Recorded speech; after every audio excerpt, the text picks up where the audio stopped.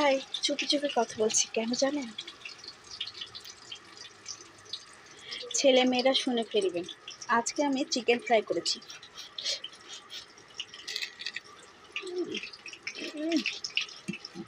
অনেক মজা। ওরা আসলে করে কি জানেন? আমাকে একটাও খেতে দেবে না। এই জন্য আজকে চুপি চুপি খাচ্ছি, কেউ নেই আমার কাছে।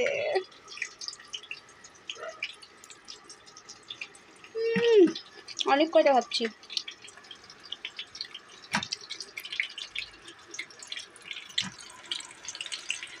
এইগুলো এখন বসে বসে আমি খাবো। খাওয়া শেষ হওয়ার পরে আমি আবার একগুলো ভাজতেছি, ওইটা ওদেরকে ডাক দিব। ডাক দিয়ে বলবো যে এখন তোমরা খাও।